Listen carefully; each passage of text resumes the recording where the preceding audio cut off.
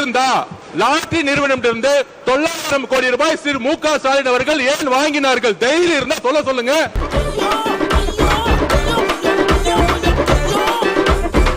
அது கொடுத்தது அவருடைய மாமனார் தான். அவருடைய மாமனார்ட்ட கேட்டு விளக்கத்தை அவர் பெற்றுக்கொள்ள வேண்டும். எனக்கு ஒண்ணு விளங்கலங்க, எனக்கு ஒண்ணு விளங்கலங்க.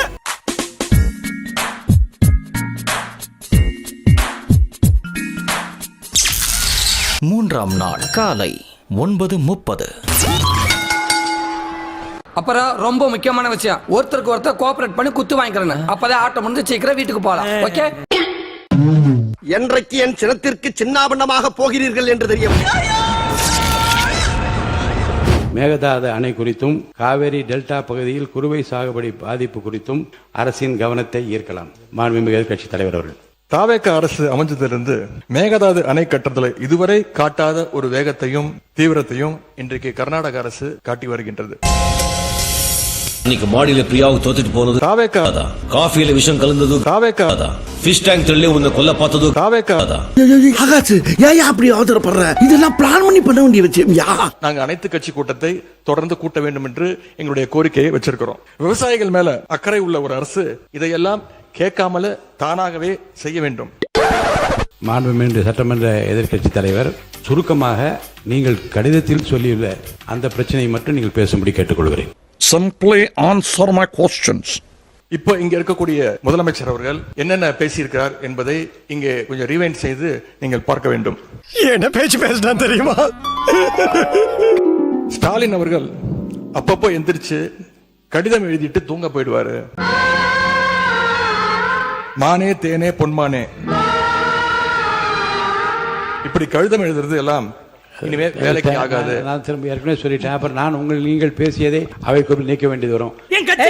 சொல்ல வந்த விஷயத்தை நேரம் சொல்ல போறே இல்லையா? நீங்கள் கொடுத்து தான் பேச வேண்டும். அதெல்லாம் பேசுவதற்கு உங்களுக்கு மானிய கோரிக்கைகள் வருகிறது. மற்ற சமயத்தில் இப்போது அதை அனுமதிக்க இயலாது.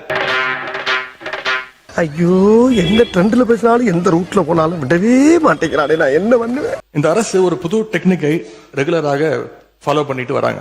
உடனே ஒரு யூடியூன் தேவையற்ற பிரச்சனை திருப்பும் நான் சொல்லுகிறேன். இந்த பிரச்சனையை ஒட்டி மற்றும் பேசுங்கள். எந்த ஸ்ட்ராட்டஜி, எந்த இதெல்லாம் என் முன்னால் இருக்கிற பிரச்சனை தேவையில்லை. அப்ப நீ மறுபடியும் பண்ணு. மறுபடியும் முதல்ல இருந்தா போற போக்க பார்த்தா வார கணக்குல திறக்க மாட்டானுங்க போல் இருக்குது. 13 பேர் கொண்ட ஒரு குழு போகுதுன்னு திரும்பி அவர் சொன்னது உண்மையா?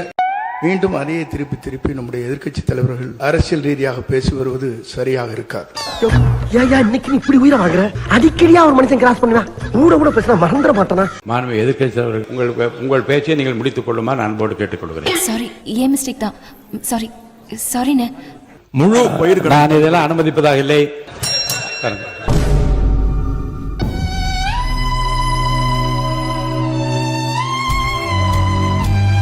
குறுவையில நஷ்டத்தை சந்திச்சிருக்கக்கூடிய விவசாயிகளுக்கு ஸ்பெஷல் பேக்கேஜ் சொல்லி 134 கோடி அறிவிச்சிருக்கிறீங்க. அதை எத்தனை பேருக்கு கொடுத்திருக்கிறீங்க என்பதை இந்த அவையில தெரிவிக்க வேண்டும். மாண்புமிகு பொதுப்பணித்துறை அமைச்சர்.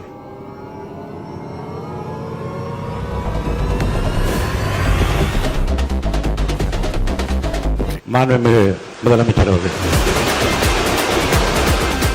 காவிரி நமக்கு உயிர் ஆதாரம், நம்மளோட உணர்வு ரீதியான ஒண்ணு. அதை வச்சு அரசியல் பண்ற எண்ணம் துளி கூட நம்ம அரசுக்கு இல்லை. நான் நினைச்சா பண்ணலாம், ஆனா பண்ண மாட்டேன். கர்நாடகாவில் சில அணைகள் கட்ட ஆரம்பிச்சதை பத்தியும் இதே அவையில 1969 ஒரு விவாதம் நடந்திருக்கு. அப்போ நீர்வளத்துறை அமைச்சரா இருந்தது யாரு? வேற யாரு? நான் தான்.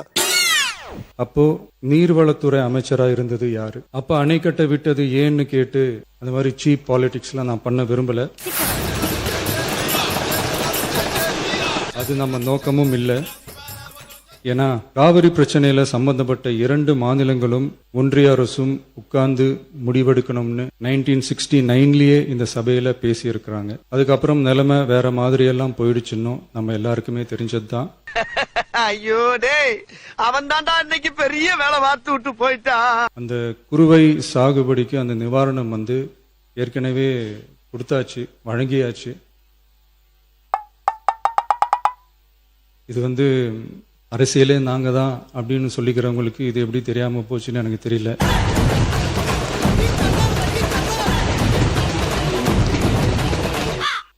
முன்ன பின்ன பேப்பர் படிச்சிருந்தா நாட்டில் என்ன நடக்குதுன்னு தெரிஞ்சிருக்கும்.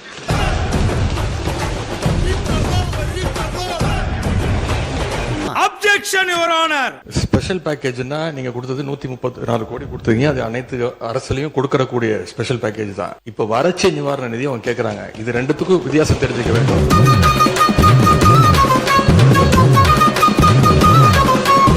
டெய்லி காலைல பேப்பர் படிச்சா மட்டும் பத்தாது. அங்க அனைத்து கட்சி கூட்டத்தை கூட்டி அனைத்து விவசாயிகளோட போய் கலந்து பேசி கோரிக்கைகள் என்னன்னு நீங்க தயவு செய்து கேட்டுக்கொள்ள வேண்டும்.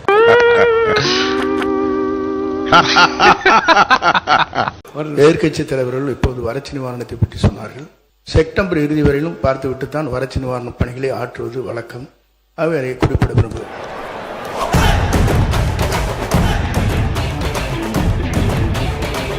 அனைத்து கட்சி கூட்டத்தை கூட்ட என்ன பயம்னு கேட்கிறார். 3 வருடங்களாக யாரை பார்த்தும் பயப்படாத எங்களுடைய தலைவர். எந்த பயமும் யாரை பார்த்தும் பயந்தது கிடையாது. 3 வருடம் நீங்களும் அதான் பார்த்துட்டு இருக்கீங்க. இனிமேலுக்கெல்லாம் பயப்படுற மாதிரி இல்ல. தேவையில்லாம பீதியாயி நாயாயா சாகணும். போரடிச்சு போச்சியா போயா. எதிர்க்கட்சி தலைவரை பார்த்து ஒரே ஒரு கேள்வி கேட்கிறேன். அதுக்கான விளக்கத்தை இங்க பதிவு செய்யணும். 3 முறை உச்ச நீதிமன்றத்தில் திமுக தலைமை அரசு மேகதாது அப்பீல்ல ஏன் தோத்தாங்கிறத எதிர்க்கட்சி தலைவர் சொல்லட்டும். இதுக்கு பதில் சொல்லுங்க சார். மீண்டும் மறு சீராய்வு போட்ட போது உச்சநீதிமன்றத்தை சொல்லி தள்ளுபடி அல்ல, நீங்கள் கொஞ்சம் அவகாசம் எடுத்துக்கொண்டு வர வேண்டும் என்று சொன்னார்களே தவிர முழுமையாக சொல்லவில்லை.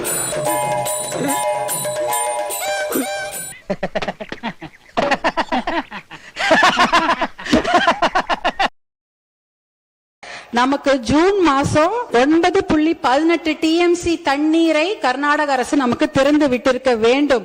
ஆனால் கடந்த ஜூன் மாதம் அவங்க திறந்து விட்ட தண்ணீருடைய அளவு 2 டிஎம்சி தான்.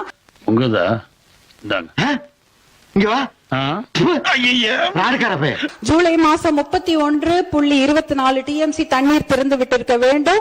1 டிஎம்சிக்கும் குறைவான தண்ணி தான் திறந்து விட்டுருக்காங்க. அப்படின்னா காவிரி ஆணையத்துடைய தீர்ப்பையோ உச்ச நீதிமன்ற தீர்ப்பை எதையுமே கர்நாடக அரசு மதிக்கவே இல்லை. நீதி, நேர்மை, நியாயம் இதுக்கெல்லாம் ஒண்ணும் குறைச்சலடா. திருட்டு பயடா நீ. நமக்கு வர வேண்டிய தண்ணிய அவங்க கொடுக்கல. ஆனா எப்படி இந்த ஆடிப்பெருக்குல தண்ணி வந்தது? ஏன் பேய் எப்படி தோட்டத்துல பால் வருது? ஆனா அது காவிரி தண்ணி.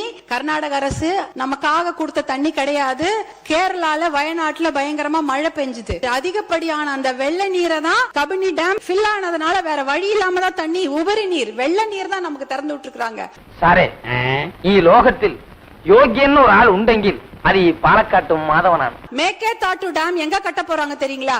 நம்ம தமிழ்நாட்டுல இருந்து 4 கிலோமீட்டர் தூரம். ஒரு சொட்டு நீர் கூட தமிழ்நாட்டுக்கு வரக்கூடாது என்பதற்காக தான் தமிழ்நாட்டுக்கு மிக அருகில் டேம் கட்டுறாங்க. 3 வனவிலங்கு சரணாலயங்கள் அந்த டேம் கீழே போயிடும். இதெல்லாம் அழிச்சிட்டு தான் மேகேதாட்டு டேம் கட்ட போறாங்க. இந்த டேம் கட்ட விடாம நம்ம தடுத்தணும். தீக்குள்ள விரல விட்டா சுடுன்னு சொல்றேன், உனக்கு புரியல. இருந்தாலும் ஒரு அட்டெம்ப்ட் எடுத்து பார்க்கலாம்னு தோணுனதுதான் அந்த பெங்களூர் விசிட். 2 ஆப்ஷன் தான் தலைவர் அவர்களே.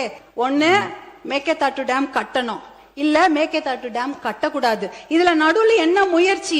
we don't need the dam. இதுக்கு நடுவுல முயற்சி என்ன இருக்கு? அந்த முயற்சியே தேவையில்லைங்கிற. எல்லாம் டப்பு நடிக்கிறீங்க. இவருக்கு பதிலா நீங்க லாயரா இருக்கலாம்.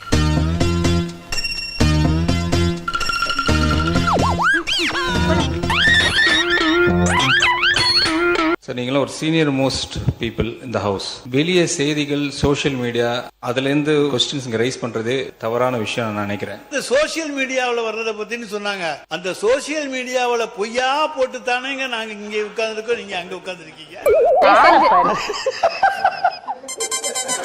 வேற ஏதாவது சொல்லுங்க. அது அவை குறிப்பிட்டு நான் நீக்கிட்டேன். அதை நீக்கிட்டாரு. இல்ல நான் சொன்னது ஒன்றுதான். சோசியல் மீடியாவில் வந்தனாலதான் இப்படி வந்தேன்னு சொன்னேன். சோசியல் மீடியா எல்லாமே கையில் வச்சிருந்தனால நீங்க அங்க இருக்கிறீங்க, நான் இங்க இருக்கிறேன். சோசியல் மீடியா எங்களுக்கு இல்ல, உங்களுக்கு தான்.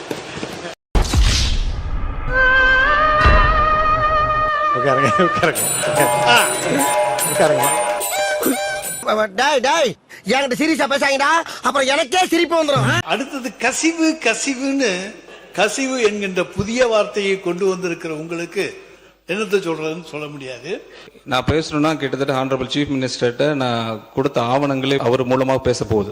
3 துறைக்கான ஆடிட்டிங் முடிச்சிருக்கோம்.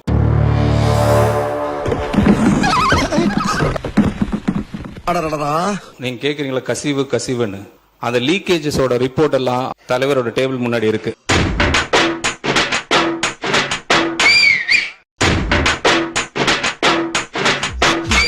என்ன சார்பு போட்டா பலாப்பழ மாதிரி பழக்கம் போல் இருக்கேன். இருக்கட்டும், யூஸ் ஆகும். அவர் எப்ப அதை பத்தி பேசணும்னு அவர் தான் முடிவு எடுக்கணும். நீங்க கேட்கக்கூடிய இந்த கேள்விகள் இந்த நேரத்துல கண்டிப்பா கேட்பீங்கன்னு அவரு முன்கூட்டி கணிச்சு வச்சிருக்காரு நினைக்கிறேன். பிஃபோர் த அசம்பிளி கமெண்ட்ஸ் எனக்கு ரிப்போர்ட் வேணும்னு அவர் எங்கள்கிட்ட கேட்டுட்டாரு. என்ன உள்ளவே குமாரே, ஏமா எல்லா ரிப்போர்ட்டும் ரெடியா இருக்கு. லாஸ்ட் அசம்பிளி செஷன்ல பார்ட்டி என்ற ஒரே வார்த்தையில எல்லாம் எழுந்து போனீங்க. இப்ப அப்படி நடக்காது சார், இப்படி நடக்கவே நடக்காது. ஏற்கனவே அவர் பயந்துட்டு இருக்காரு, மேல மேல பயன்படுத்தி அவருக்கு பேதிக்கிதி ஆயிடுச்சுன்னா இன்னைக்கு எல்லா ரிப்போர்ட்டும் அவர்கிட்ட இருக்கு. வெளிப்படையா ஆனரபிள் சீஃப் மினிஸ்டர் உங்களுக்கு அனௌன்ஸ் பண்ணுவாங்க. அதுக்கு முன்னாடி நம்ம எல்லாம் ஊரை காலி பண்ணிட்டு போறது நல்லதுங்க. அதை நீங்க படிக்கிறதுக்கே கிட்டத்தட்ட எனக்கு தெரிஞ்சு உங்களுக்கு 100 நாள் மேல ஆயிடும். அதை முடிச்சுட்டு வந்து பேசுங்க. இங்க நான் எல்லாம் டீடைலா சொல்றேன் உங்களுக்கு. இல்லனா மொத்த டாக்குமெண்ட்ஸும் இன்கம் டாக்ஸ் ஆபீஸ்க்குள்ள போயிடும். என் கையில உன் குடுமியே இருக்கு. பேசுங்க மாண்பு உறுப்பினர். நல்லது, வரவேற்கிறோம். என்னன்னா இப்போ பில்லு வாங்குறதுக்கு ஒவ்வொரு அலுவலகத்துக்கும் போய் பாருங்க. நீர்வளத்துறையிலே 3% கொடுத்தா தான் பில்லுன்னு சொல்லி சொல்றாங்க. மாமா கோவம் வந்துருச்சு. பேரத்தலைவர் அவர்களே, அவர் ஆதாரத்துடன் சொல்லணும்.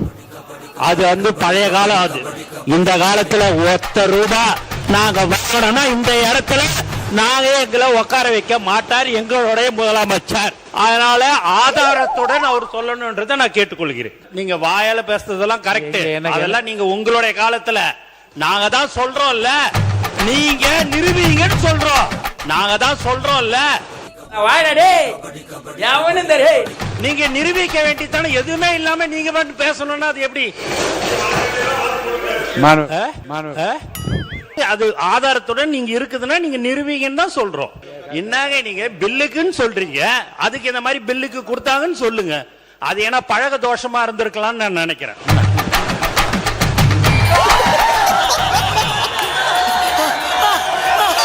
மக்களின் வரிப்பணத்தில் இருந்து ஒரு பைசாவும் தொடமாட்டோம், தொட்டால் விடமாட்டோம், இதற்கு முன் தொட்டவர்களையும் விடமாட்டோம். ஐயா, சனிக்கிழமை அன்னைக்கு பனையூர்ல நடக்கிற அந்த வாரச்சந்தையில போய் பாத்தீங்கன்னா இதுக்கு என்னென்னாலும் தொட்டவங்களோ அவங்க தாங்க வந்துகிட்டு இருக்காங்க. அவர் கேள்விக்கு பதில் சொல்லுங்க மாமா. அவர் சொல்லுகிற போது பனையூரை பற்றி சொன்னார். நீங்களும் அங்கே இருந்து நான் இங்கே மாறி இருக்கிறேன் என்பது நாடறியும்.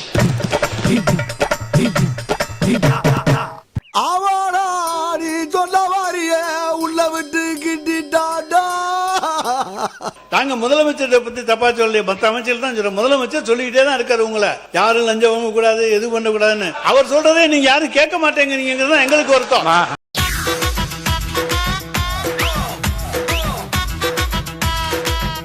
எங்கே இருக்கிறார் எங்களுடைய தலைவர் என்று கேட்டவர்களுக்கு சொல்லுகிறோம், மகளிர் உரிமை தொகை வாங்குகிற ஒவ்வொருவருடைய உள்ளத்திலும் இருக்கிறார். புதுமை பெண் திட்டம், தமிழ் புதல்வன் திட்டம், இவற்றிலே பயனடைந்திருக்கின்ற பயனாளிகளுடைய உள்ளத்திலே இருக்கின்றார்.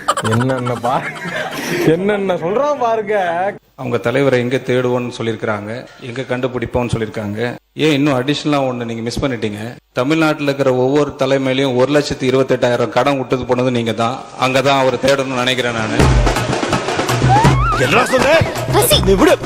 ரிலாக்ஸா இருங்க சார், ரிலாக்ஸா இருங்க. நீங்க கத்துறதுனால பிரயோஜனம் இல்ல சார். நாங்கள் 1,28,000 ஒரு தனிநபர் கடன் என்று சொன்னால் நீங்கள் 60 நாட்களுள்ளாக 20,000 கோடி கடன் வந்திருக்கிறது. எனவே சபாஷ், சரியான கூட்டம். திமுகவுடைய ட்ரெஷரர் சாராய ஆலையை நடத்துகிறாரா இல்லையா? திமுகவுடைய பாராளுமன்ற உறுப்பினர் சாராய ஆலையை நடத்துகிறாரா இல்லையா? அப்ப சாராய ஆலையை நடத்தி கொண்டு டாஸ்மாக் நிறுவனம் மூலம் ஆர்டர் யார் வாங்கினது? இதுக்கு மேல என்ன ஆதாரம் வேணும்? என்னது? கம்ப்ளைண்ட் கொடுத்தது ஒரே நம்பர், கம்ப்ளைண்ட பிரிச்சு படிச்சதும் ஒரே நம்பரா? Why, Dada, why?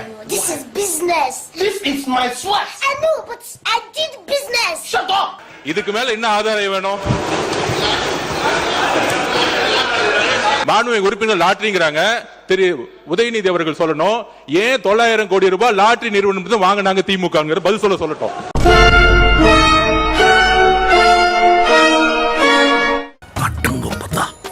பதில் சொல்லுங்க. தைரியம் இருந்தா லாட்டரி நிறுவனத்திலிருந்து 900 கோடி ரூபாய் திரு மு.க. ஸ்டாலின் அவர்கள் ஏன் வாங்கினார்கள்? தைரியம் இருந்தா சொல்லுங்க. What? 10 crores. What are you talking? Shit. 10 கோடி. Oh my god. நம்முடைய அமைச்சர் அவர்கள் திமுக ஏன் லாட்டரி நடத்துகின்ற நிறுவனம் என்று வாய் கொளறதா இல்லையா? தண்ணி குடுக்கலாமா இல்லையா? எங்கடா ஃபண்ட் வாங்கினாங்க அப்படின்னு கேட்கிறாரு. அது கொடுத்தது அவருடைய மாமனார் தான். அவருடைய மாமனார்ட்ட கேட்டு விளக்கத்தை அவர் பெற்றுக்கொள்ள வேண்டும். அது அவரும் உங்க அப்பாவுக்கு மட்டும்தான் தெரியும். உங்க அப்பா கிட்ட தான் கேட்கணும். எனக்கு தெரியாது. தங்கச்சி, உண்மையை சொல்றவங்க தெய்வத்துக்கு சமம் சொல்லுவாங்க. இவங்க 2 பேரும் மாறி மாறி உண்மையை சொல்றாங்க. அப்பாவை இங்க காணோம். வீட்டுக்கு போய் உங்க அப்பாட்ட கேளுங்க. உங்க அப்பா கரெக்டா சொல்லுவாரு. ஏன் வாங்கினாரு உங்க அப்பா சொல்லுவாரு. எல்லா மேட்டரும் ஒவ்வொன்னா வெளியே வர ஆரம்பிச்சிருச்சே. இவனுங்க முகரக்கட்டையெல்லாம் பார்த்தாக்க அவ்வளவு நல்லவனுங்க மாதிரி தெரியலையடா.